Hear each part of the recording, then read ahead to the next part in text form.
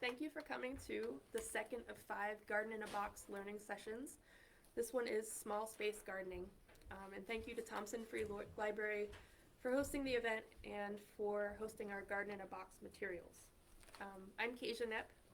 I'm the Community Food Services Coordinator at Pescatticus Regional Food Center, PRFC for short, and our mission is to improve food security in the Pescatticus region by connecting people with sources of healthy food. Garden in a Box is a collaborative effort between PRFC and the University of Maine County Extension Office. And the idea for the Garden in a Box program is to provide people with limited mobility, space, or resources with all of the tools and knowledge they need to grow a small vegetable garden at home. Because we only have around 20 spots in the program each year, we came up with this idea to try to reach a larger audience. So this is the second in the series. The first in the series was tips and tricks for garden chores, and if you missed that, you can see a recording of that online at the Thompson Free Library's YouTube page or at Pescatticus Regional Food Center's YouTube page. Some notes about the program. We do have the Garden in a Box resource binder that's available at this library and 5 other local libraries for you to check out. And it's the big binder of resources that we give all of our Garden in a Box participants. It's fabulous and just chock full of information. There's also a seed library available at Thompson Free Library here up front. It's yellow.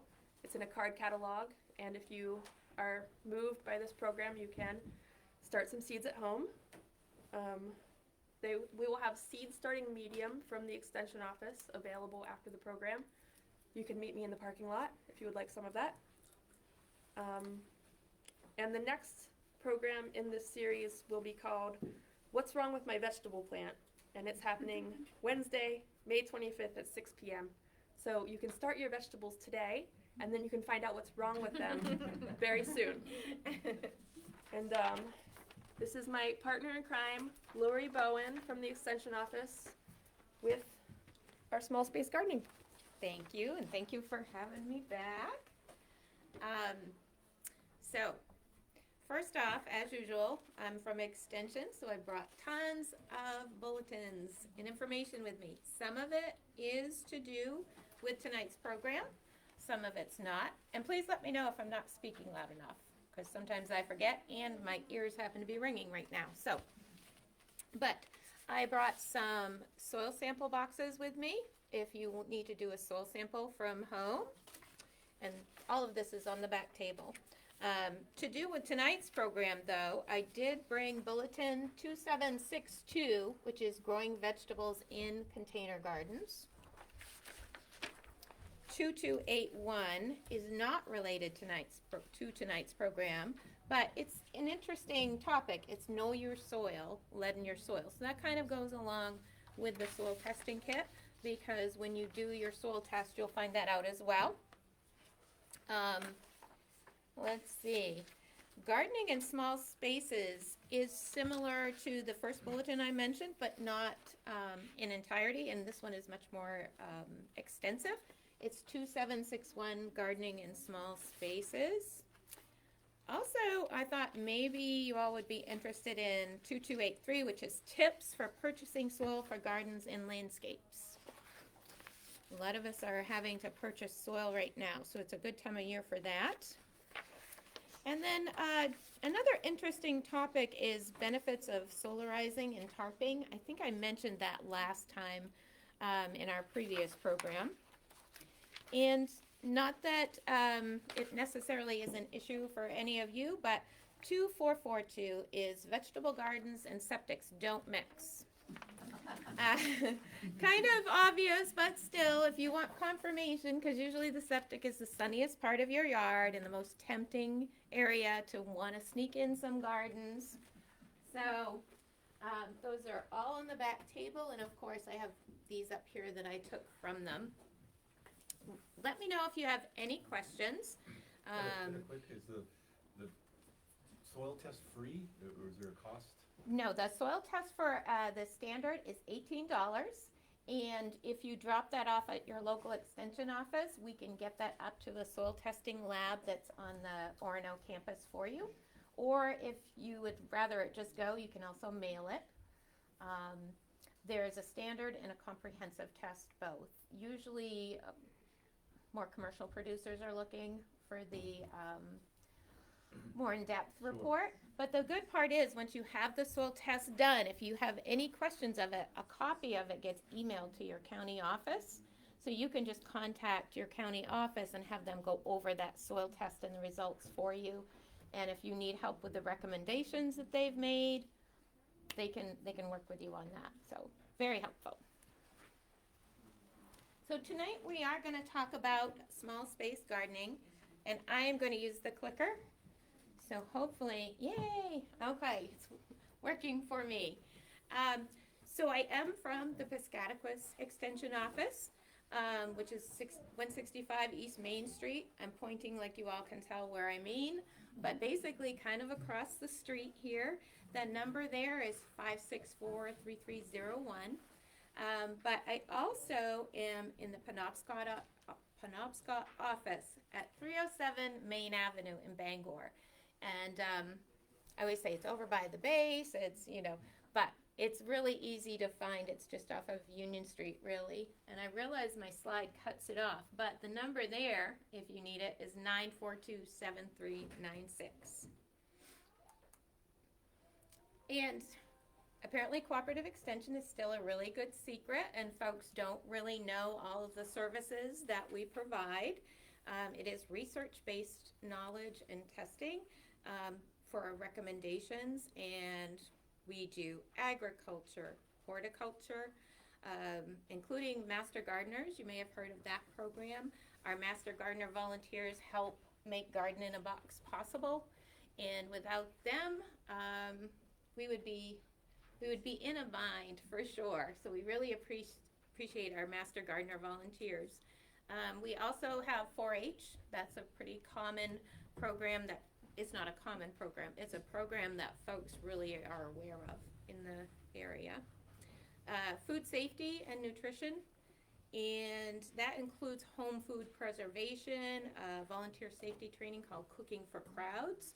And if you're interested in any of those trainings, please let me know as well, because I offer those as well.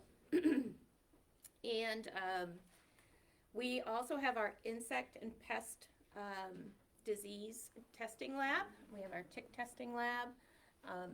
When you have a plant disease that is part of our next program, if you need that sent to the lab, they can take those samples from you and help diagnose what's wrong.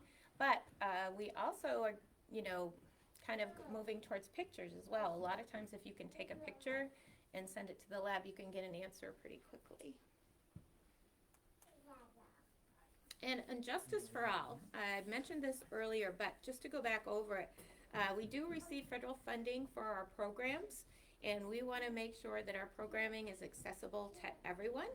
And if you feel like it's not and you need to file a complaint, feel free to see me and I'd be happy to help you with it. But if you would rather directly file your complaint, this is how you do it. One of the ways that I am evaluating and trying to keep track of accessibility for my programs is to survey you all. These are on the back table. I'll probably ask you 3 million times to please fill one out. It is anonymous. We don't keep any of your personal information as far as name or email or anything like that attached to this. We don't put you on any type of mailing list and share that information or anything like that. It's just a demographic survey, basically. And as I said, the demographic surveys helps us keep track, or helps me keep track of my program accessibility. So this link is basically the same survey, and that will be online on the Facebook. What was it? The chat? Not in chat. Yeah, it's in the comments on the Facebook feed. Yeah. Facebook feed comments. Not Zoom. I'm still in Zoom mode here. Okay. So as usual, I just love quotes. So I picked out a couple for tonight. This one is from Vita Sackville West, And it says, the tiniest garden is often the loveliest. And I believe that wholeheartedly. And the other one is, and I firmly, firmly believe this one is, there are no gardening mistakes, only experiments. So remember that, everyone. It's like when somebody says, oh, you did that wrong, say, I was doing an experiment and the results came back perfectly. So really is. And a lot of times, a lot of questions I'll answer with, well, it kind of depends. And that's because when it comes to gardening, a lot of it depends on maybe your location, on your plant variety, soil conditions, weather conditions. So it's very hard to tell, but through experience and through information, you can kind of evaluate and get to the bottom of things. So tonight, for discussion topics, it is small space / container gardening. And we're going to talk about selecting your container because there is so many options when it comes to selecting a container.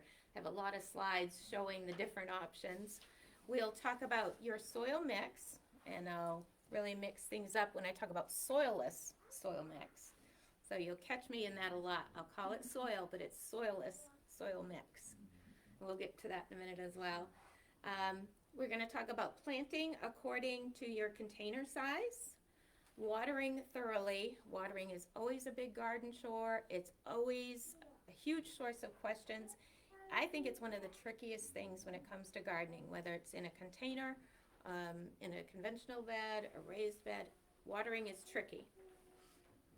Fertilizing regularly as well. That's going to be super important in a small space / container garden. It's a different method when your garden is in the soil. It's a little tricky sometimes. And then placing in full sun. So when we talk full sun, we're going to reference 6 hours a day. Okay. Now, later in the presentation, I'm going to totally contradict myself with a slide, and you'll see that. But for right now, think of full sun as 6 hours a day. So the focus is container gardening tonight, but I'm hoping that I will not go over on my time and that we'll have a chance to talk about raised bed gardening, square foot gardening, I'm sure you've all heard of that, and layer gardening. Container gardening is really, really a great option for many, many reasons. Obviously, when space is an issue, we might just not have enough room to have a conventional garden or even a raised bed. But you'd be amazed at the amount of plants you can put in containers. Just trying to get down to the rest. Oh, I'm having trouble with my mouse. I'm trying to slide my notes down here. Maybe I'll just get my paper out. I can maybe. Yeah, my notes are here. Okay. And I need to go up. All right, so I think, so you need to go, just scroll down, you mean? Yeah. Okay. So you're just using them. Okay. Yeah, so now your mouse is on this screen and not this screen. Excellent. Okay. That would have been, if you all were older, like my age, you would the TV would go in that big circle and the thing would go all fuzzy. That would have been a great time for that, but that doesn't happen anymore. So there's no time to have issues like that. Also, when light is an issue, a lot of times with container gardens, you can move them as the season progresses. Sometimes your light changes. Like a good example of that is right now, nothing has leaves on it for the most part. So pretty much in my yard, everything is full sun right now. Come July, it's going to be a shade garden because everything will have been leafing out and, conditions change.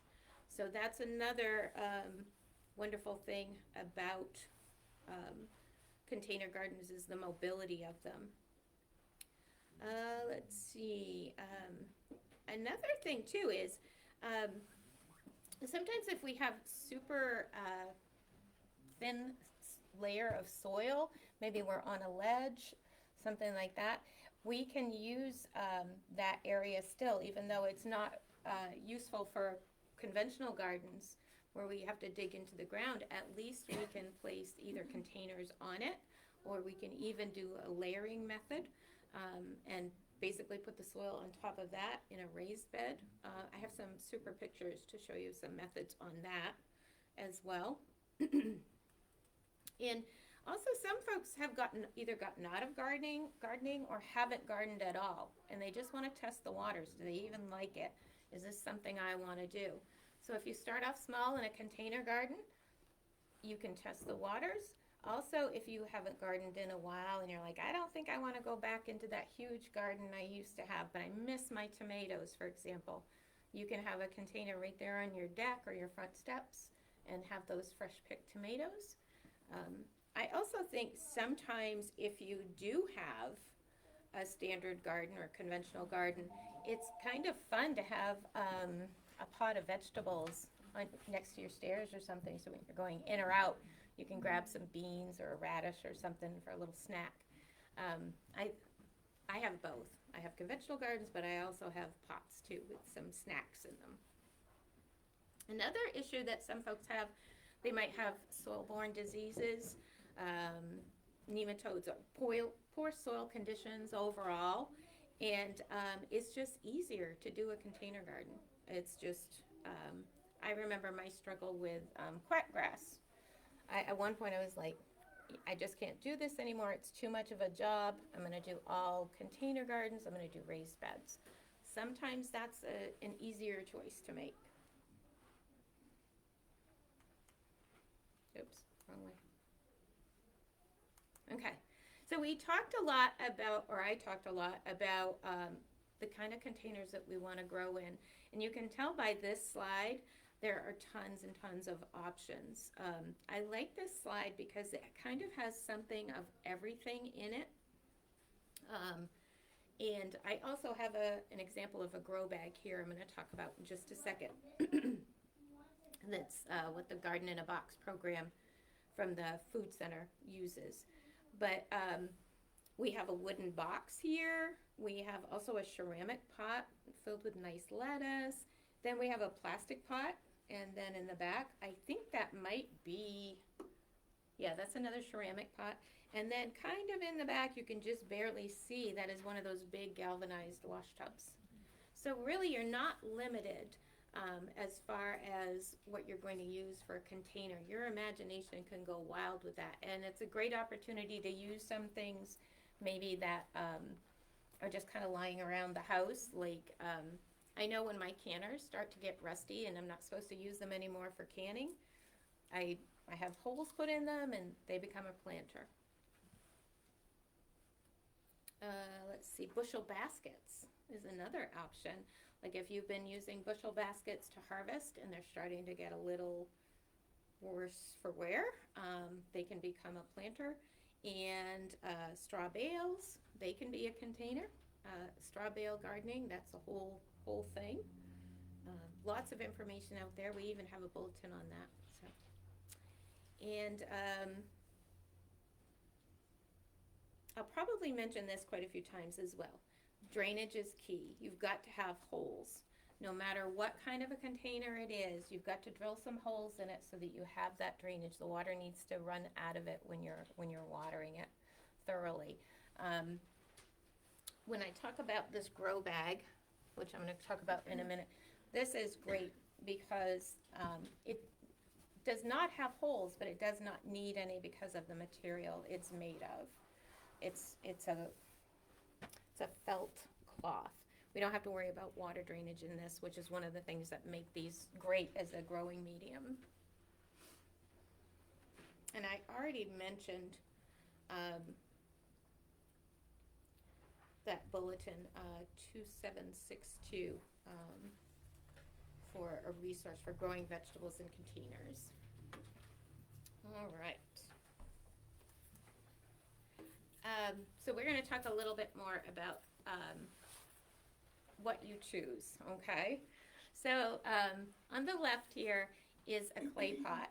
They're very pretty. I always like them. However, they dry out extremely quickly. It can even wick the moisture away from your plants. So you'll notice in the slide on the other side, those are technically clay pots, but they've got a ceramic coating on them so that the moisture is not being whipped away.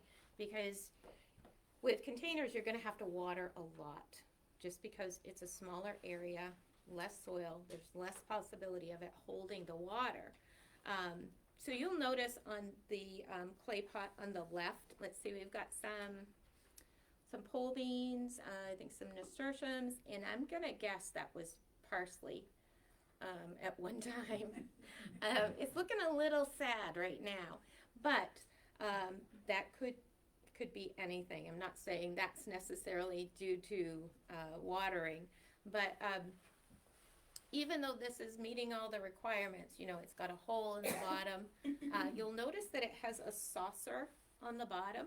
So when we're watering and there's a saucer on the bottom, some pots come with them attached, especially the plastic ones. They're kind of hooked right on.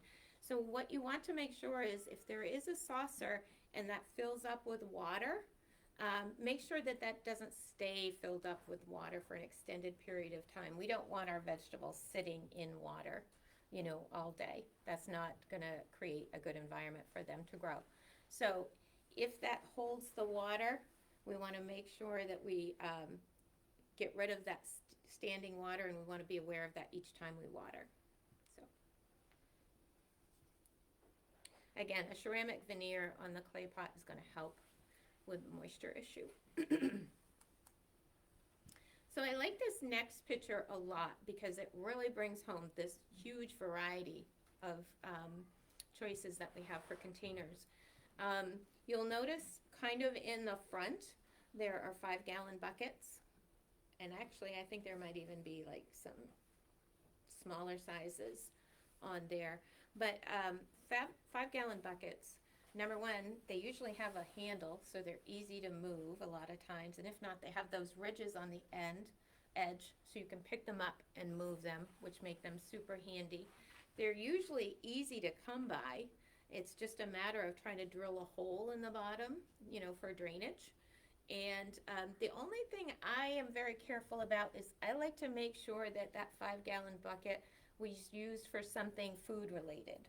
Like for instance, I get 5-gallon buckets that come from a bakery, and they used to have frosting in them. So I know it was a food product, so I know that bucket is food safe. If it were, say, a kitty litter container, you know, those plastic square ones, or if it contains something, I don't know, like battery acid, I don't know what comes in them, but if it was something really caustic, I would not want to put, you know, the vegetables that I'm growing in those kind of pails. But again, there's a whole variety of things here. I mean, over on this side, we have a little window box, and that's a pepper in that. And then as you go further back, there's a plastic, I would say that is maybe at minimum a 12-inch pot. So that's really good to have. And it's quite a variety, and it's easily moved if we need to, if something happens, you know, if light changes, if, I don't know, if we have issues with water runoff, something like that, and the garden needs to be moved. We can't move a garden that's installed in the ground, but we can move containers very easily. It almost looks like they put that like on a driveway or something with a piece of plywood or something. I think what they've done is, you know how I just mentioned about having the saucer on the bottom? So they were probably increasing drainage, because now that that is up on those boards, Yeah. the water can freely come out the bottom. Whereas if it were sitting on the cement, it would kind of be trapped there, similar to a saucer. I just thought it was a big piece of plywood that they stuck them on. Like they Um, can't really see. It's too hard far to in. see, but right in here you can see where the boards, you can see where the board kind of ends. You can see where the, Okay. but if you're having trouble with that, it also could be the fact, look how tall these tomatoes are.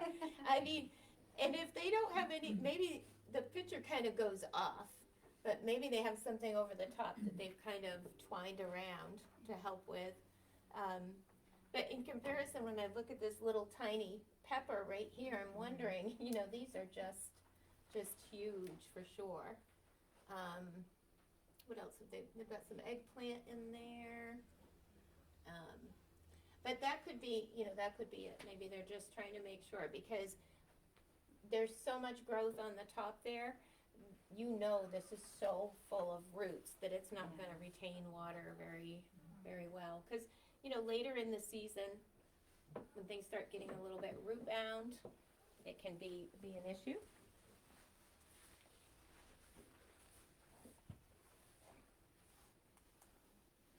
So the good old whiskey barrel. These have been around for a long, long time. It's another option as a growing container in a half whiskey barrel, whether it's cut this way, horizontally, or the other way. You can still grow you can grow 10 to 12 lettuce plants. You can grow 60 radishes or green onions, 50 carrots or beets, 3 broccoli or cabbage, throw in some spinach, or 3. You can do a whole salad in one of these containers. Now, of course, this is cut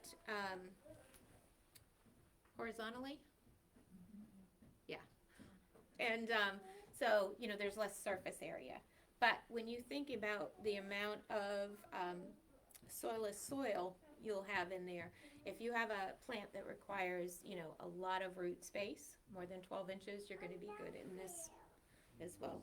And if you want more information on growing in whiskey barrels, because it's a little hard to find, Washington State University has a lot of good information on that.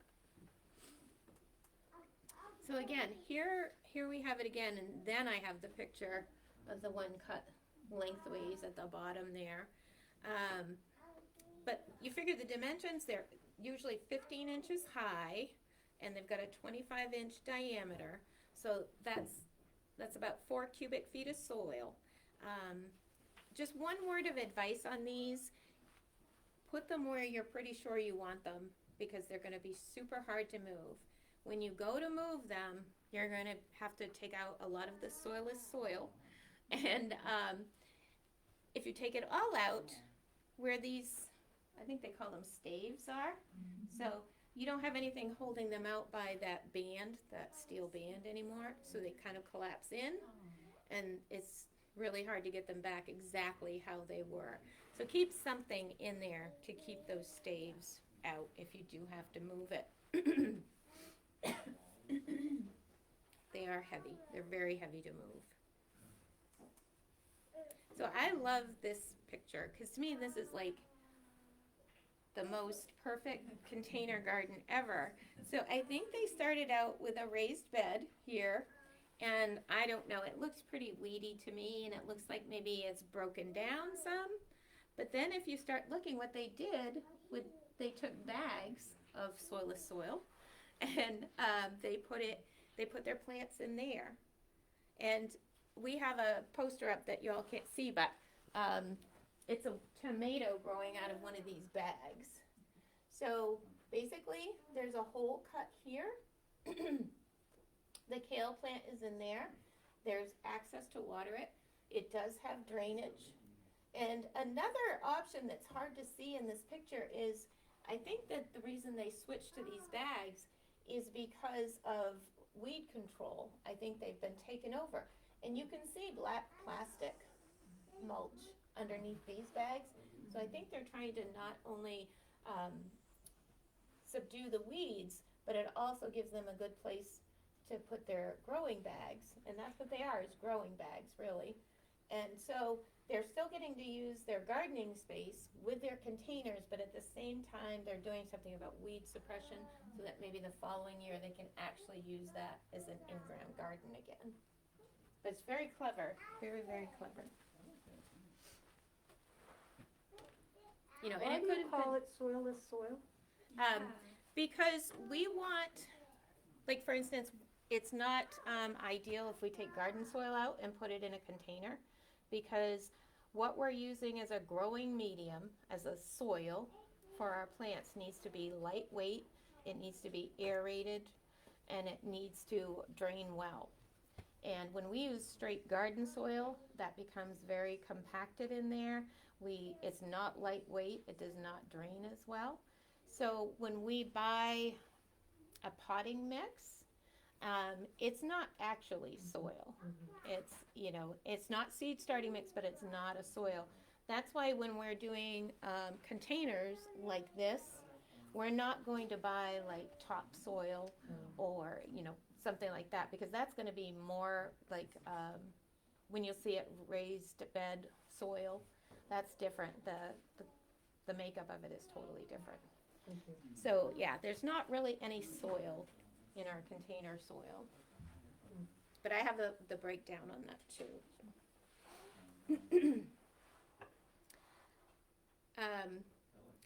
One tomato. I am going to talk about one tomato a lot tonight. It's an extension program where we hand out tomato seedlings, cherry tomato seedlings, to whoever wants one, especially if you haven't gardened in a while and you'd like to try it, and especially in a container format.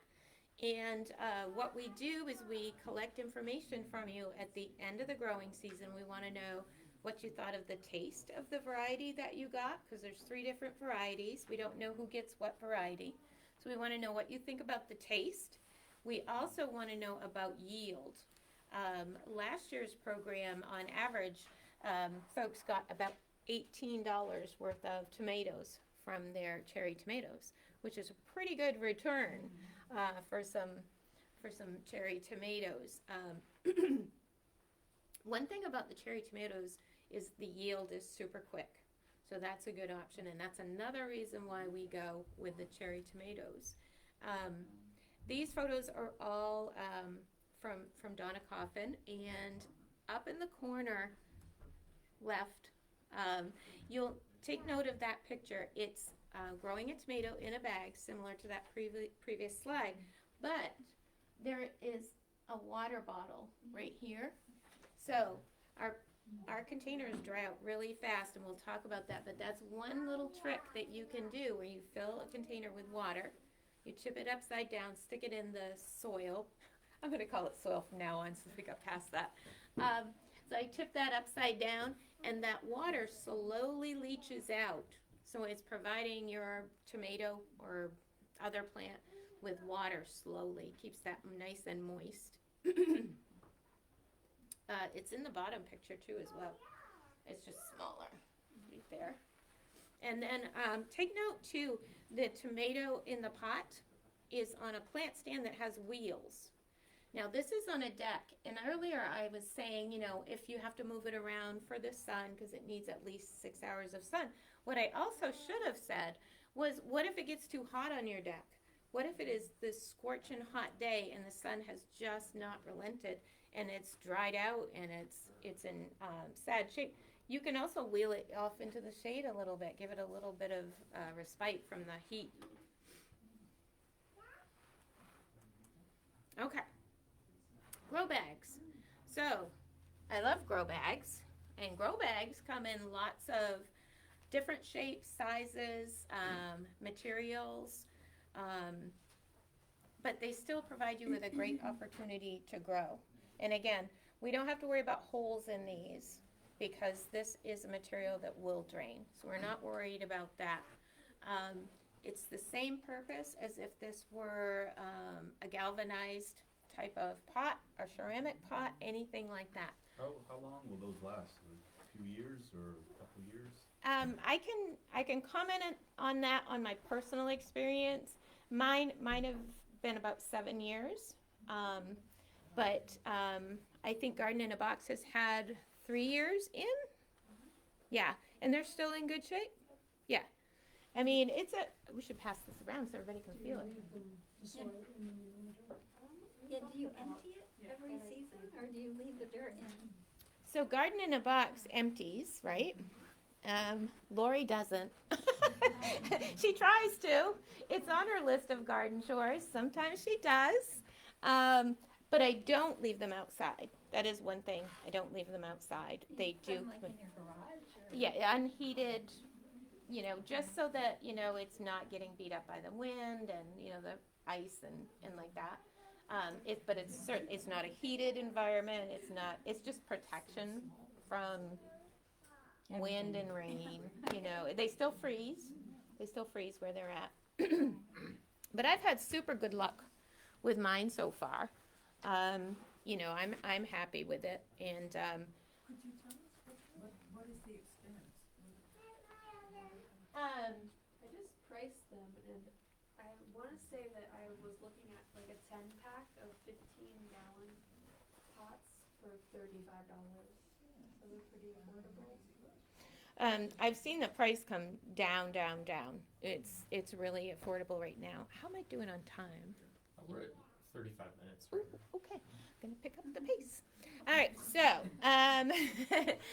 these have become, I think, more affordable, and I think the durability is there.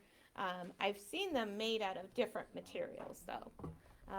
They're not all the same. You can tell this when you compare this one and this one. Like the stitching is a little different. The handles are on about the same, but I mean it's the same concept no matter who you order it through, really.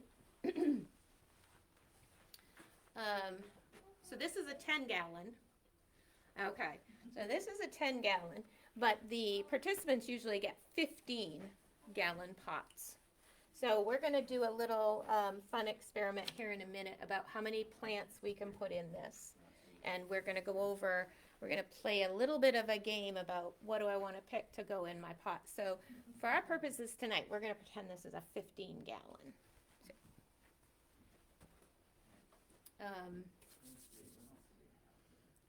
So 15-gallon is about,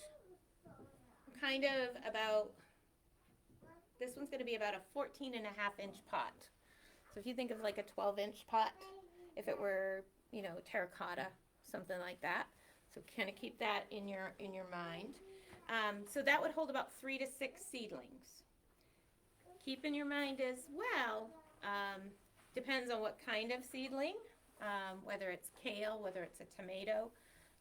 I know you're all going to have one tomato from the One Tomato program in your basket, so we'll count on a tomato. But what if you want to do some things like some radishes or some lettuce, some seeds? You want to do some beans. Keep in mind all these things in your mind. There are some things that you can harvest and will be gone from there as the other plants mature and take up more room.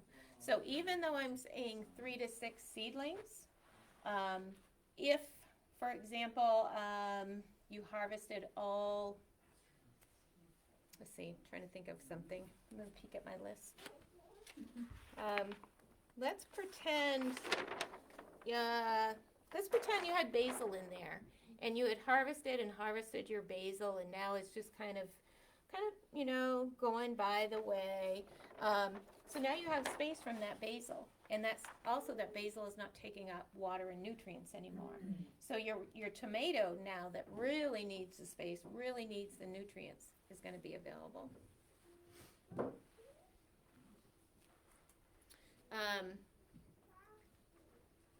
So what we want to do is when we want to get ready to plant, we're going to put our soil mixture, our grow mixture, about halfway 3/4 to the top. So we don't want to fill it all the way if we're doing seedlings. So we're going to fill that far. This is also a good time to consider if you want to do granular fertilizer, or a brand name of them is Soil Moist. It's I don't know if you've heard of it or not before, but it helps. They're water granules. They store water and slowly release them. All right, so we'll do halfway to 3/4. We'll put our seedlings in if that's what we're doing. Again, that's a good time to add any amendments that we want. Then we'll put the seedlings in. We're going to fill it the rest of the way with our dirt, or not our dirt, it's not dirt, with our mix, our soil mix. How's that? To the top of the container, but not right up to the top. We want to keep it at least an inch from the top, because even though we're going to water, we don't want to flood all that soil mixture out of the container while we're watering it in. Another thing is that's going to settle a bit, and even though it's going to settle, you still have opportunity to put more in as you need to in the beginning. You don't want to, especially if you're going to do seeds, you could wash them right out if you are too close to the top. So again, that light soil mix is actually a soilless mix. It's really hard for me to say, soilless mix. They're called many things, like I have tonight, like artificial media, grow mix. They're basically going to be, all recipes differ, but they're going to be peat. They're going to have some vermiculture bark fiber in there, maybe some coconut hulls. It depends on the company, but the point is it needs to be aerated, well-drained, and lightweight. Those are the requirements that we want. And we can use garden soil, but we're going to have to amend it so that it will work. And you might be transferring weed seeds, you might be transferring, some less than desirable things from your soil. So going with the soil mix is a good option. We've got our drainage. Again, I keep mentioning that, but it's super important. Without the drainage, those plants just aren't going to thrive. Also, if you have been starting your own plants with a seed starting mix, unfortunately, that's not sufficient in what our plants will need to grow past that seedling stage. So we want to make sure that we have what they need, and we're not using just the seed starting mix. We need something that's going to support those root systems as the plant grows, and the sterile seed starting mix is not going to do that for us. So I just put this picture on there as, I don't even know if this brand really exists or not. I just wanted a photo of some bags of mix. So you're going to also have that option if it doesn't come with a fertilizer and you want to add a granulated mix when you're filling your container. Is a good time to do it so you can spread it throughout. Most of these, they don't contain dirt. Like I said, they're just a mixture of whatever recipe we're looking at. They work okay in the short term, of course, but eventually the nutrients are going to be drawn from it as we use it.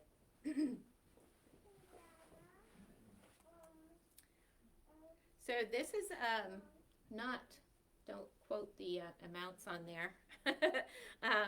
The standard rule of thumb, if we're going to add a granular fertilizer to this, it's going to be about a cup of fertilizer to about a bushel of mix, okay? And there's lots of ways to go online and calculate it down to the teaspoon if you want, but that's just a rule to generally go by, just to give you a reference. There's this soil amendment calculator online that you can go to, and you just put your measurements in and it'll tell you exactly how much. So I talked about soil moist, water storing crystals. It's what you can add to your soil to help retain moisture. And these crystals fill up with water and then they slowly release them. And you can see a little bit right here on the top of that soil what those hydrogels look like. So I'm not trying to endorse Soil Moist or Miracle-Gro or anything, but I was having trouble finding a picture that you all might recognize. So I'm not endorsing these folks at all, but they have the brightest and easily recognized photos. Just call them hydrogels if you're looking for them. And what that does, like I said, is it kind of helps with the watering in containers, because they fill up with the water as slowly as released. When you're filling is a good time to add that. So planting according to the container size. If you're planting from seed, then you can take a look at your packets and it will tell you like not only depth and whatnot, but days to maturity. So again, if you're looking to take some plants out, give room to others as you go along, just reference your seed packets. And it will also indicate how much space you need when the plants are of a mature size. Does anybody have any questions? I've been going really fast all of a sudden. What would you, if you used one of those to plant potatoes, what would you use for a medium? If you were gonna do potatoes, I would still go with the same type of yeah. Your fertilizer requirements, you're gonna have to take a look at. That's gonna be a different, recipe. Yeah, that'll be a different recipe for your pot, for sure. You know, and again, that's something else that kind of goes into this. It's not any different with a container than with in-grounds. Different plants have different requirements. They're, you know, some are heavy feeders, some are not as heavy or heavier during a certain time of the growth. So what you would need to do is just take a look at what kind of potatoes you want to grow, number one, and then look what, you know, their feeding requirements are, what the recommendations are for them, when to add fertilizer, if they like to be watered frequently. All those kind of instructions are great because they come right with the, well, either on the plant seed packet or on the growing label. Okay. So we talked about planting according to the container size and consulting your seed packets or your plant label. So this is just a little bit of a reference to how much can we grow in what. So window boxes are another great thing to grow in. So, and this information is all in that bulletin 2762, planting in container gardens. And it's just, you know, just a small portion of it. But using this chart really helps. So, for example, if you have, I'm trying to think if I can switch this to a 10. We'll just call this a 15. If you have a 15-gallon container, so if we go by this chart, for instance, let's see, we could put an eggplant because that needs 5 gallons. Oh, right down here. So 5 gallons for one plant. And we'll make up an Italian dish, so we'll have an eggplant and we'll have our tomato. So we've now used up 10 gallons. We have 5 gallons left over.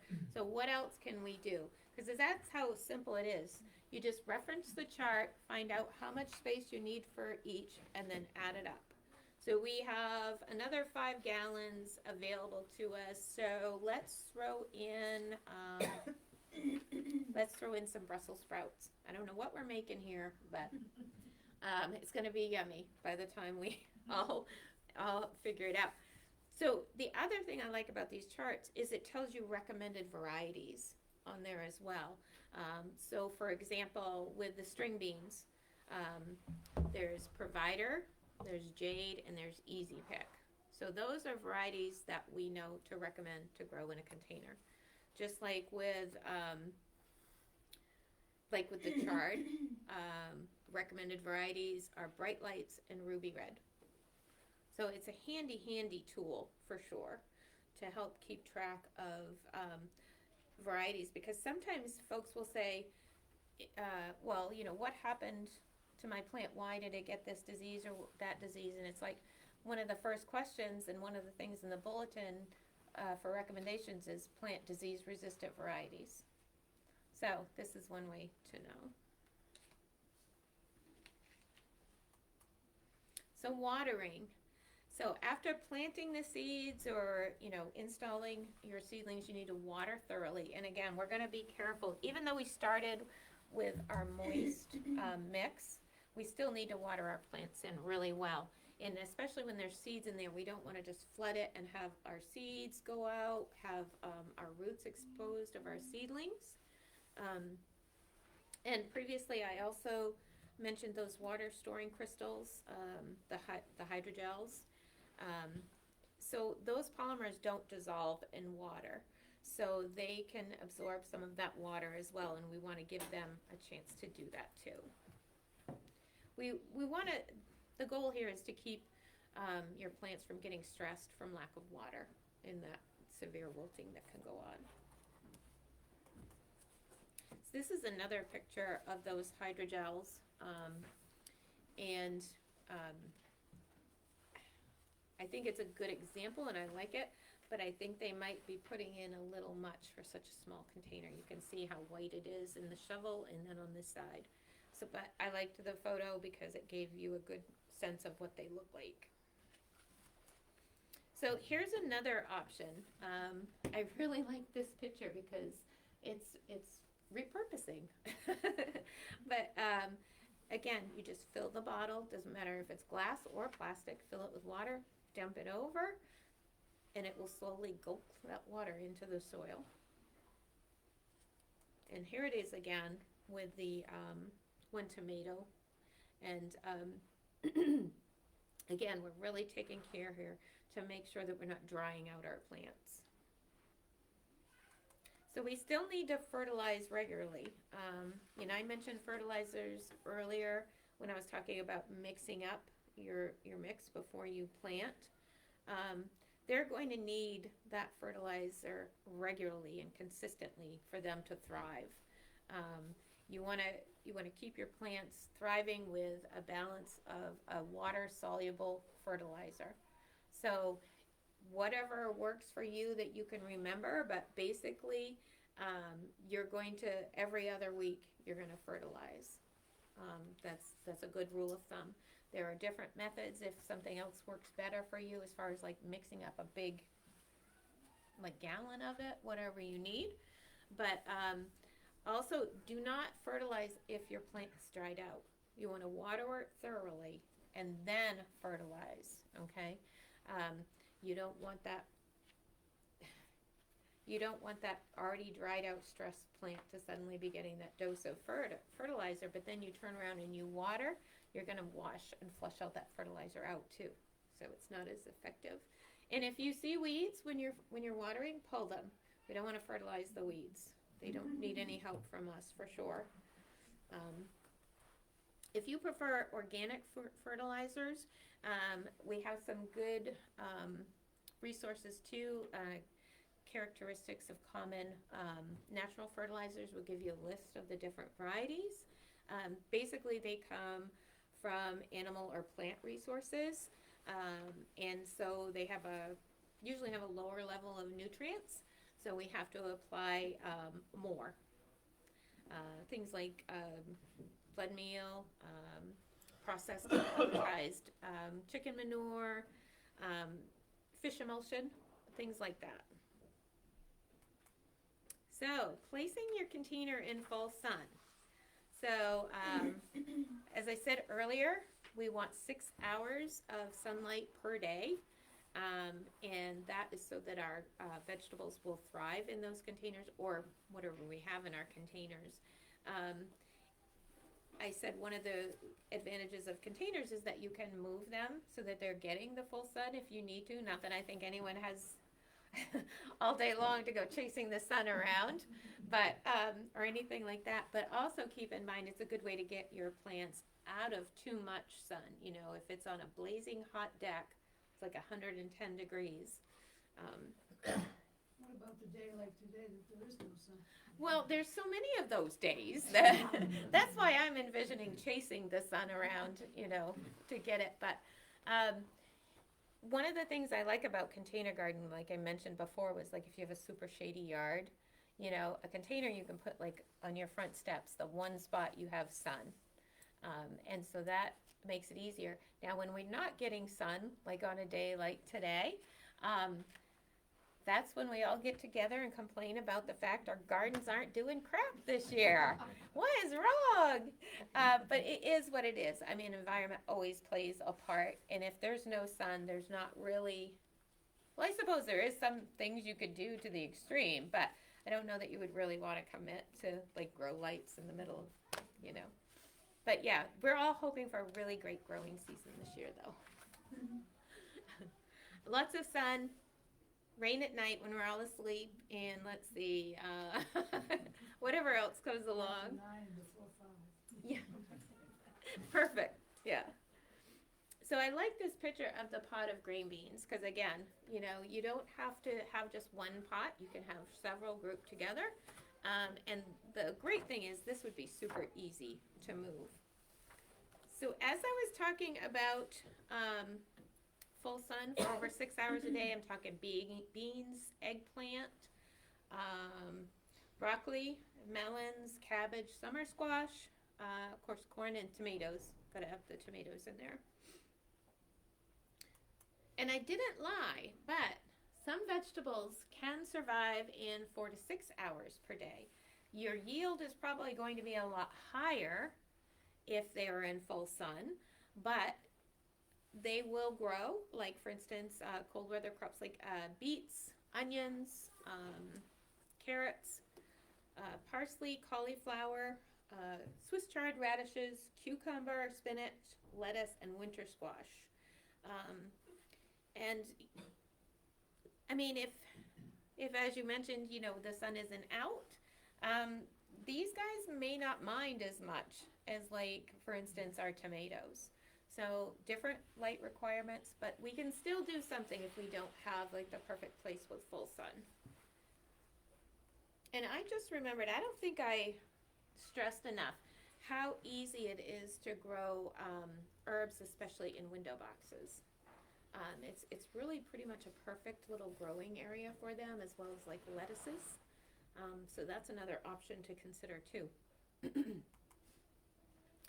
So mentioning One Tomato again, just because I like to talk about One Tomato program, but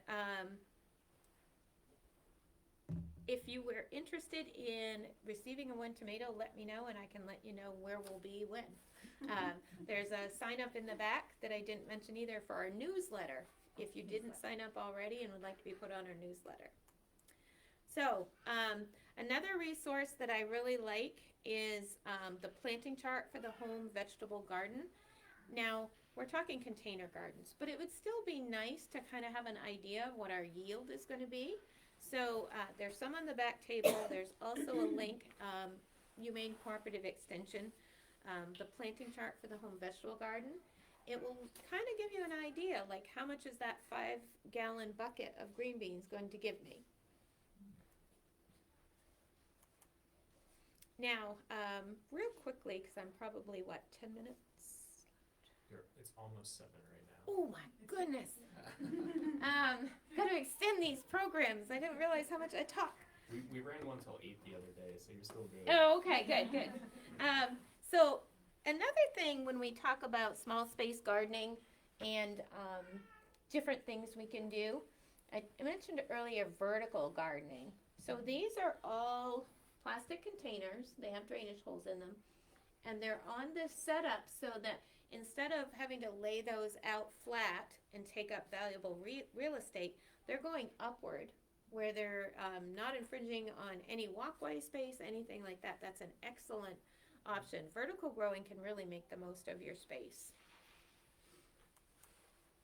This one, I think this one could be considered a raised bed garden or a container garden in a way. I'm not really sure.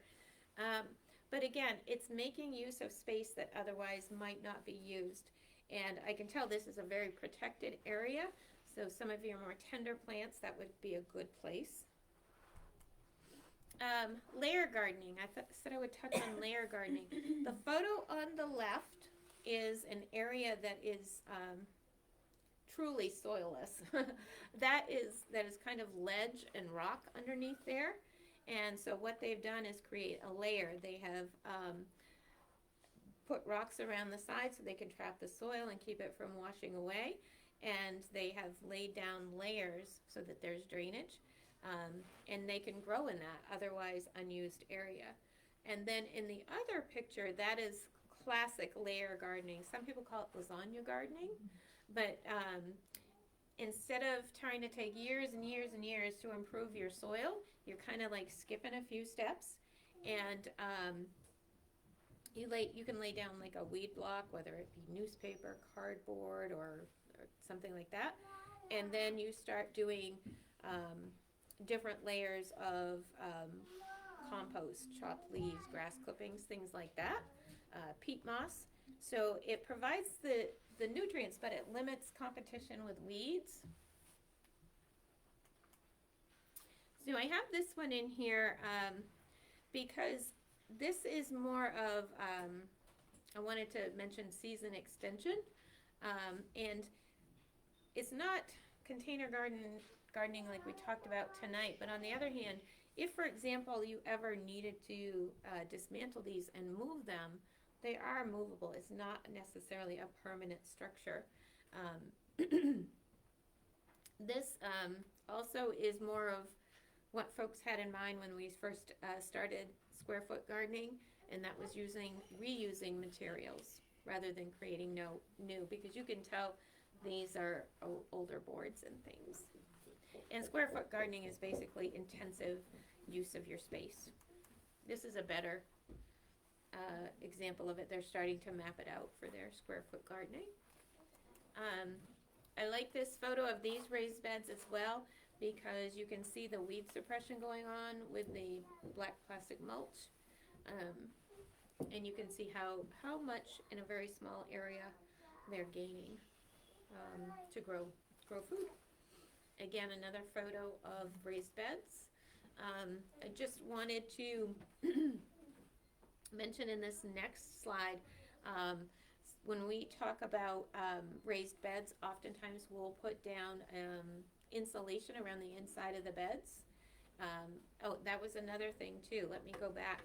When we're planting our containers, we don't want to get too close to the edge. We want at least it be at least an inch away, because we don't want them to get too hot and they will get stressed on the edges. Forgot that point. Okay. Now, questions, and thank you. I'm going to wrap things up as far as my presentation, but I just want to real quickly, some of the ideas that we have come up with for this summer has been kind of themed like a pizza garden. So this is going to have, and I said red tomato. Oh. There we go. Can everybody see now? Yeah. Good. All right, so I said red tomato because actually the cherry tomatoes that everyone will receive, they're all different colors. You don't know what color you're going to get, except for me because I planned this garden. So we're going to put a red tomato, a sweet pepper, a banana pepper, onions, and basil, and we're going to make pizza. So it's kind of got a theme. It's just kind of fun to do those things sometimes. A salsa garden. And I also just think it's fun to, if we want to involve the kiddos and whatnot, we can be like, oh, we're going to, make this pizza. We're going to make this salsa from what's in our container garden. But here we have a red tomato, a spicy pepper, an onion, red bell pepper, and a nasturtium. Some of these are kind of a color theme as well. The purple garden, okay? So we have these awesome patio eggplants that are this beautiful purple color. And we also happen to have one of the cherry tomatoes is purple. So we're going for purple tones in this. There's also a purple basil that we can get our hands on. So our purple garden will be very popular with people who love purple. All of these gardens, these demonstration gardens, will be at area libraries. And I'm looking for help on that. One right here. Yeah. Yes. And one will be Greenville? Greenville, there will be one. Monson? No. No, not at Monson. Sorry. Oh, Dexter. Dexter, yes. There'll be one at the PRFC office. There'll be one at the extension office. Yes. And they'll be 25 gallons. Yes, So they'll these be, are slightly larger. yeah. And we'll be posting pictures and probably videos because the watering challenge for container gardens, I'm going to journal with video. So I'll be posting those videos when I go out and just start weeping because everything is just, because I haven't been there for 3 days to water it. But one last is mellow yellow. I think this is going to be my favorite one. A yellow cherry tomato, Marigold, Chard, because they have that beautiful yellow color in there as well, and the delicata squash.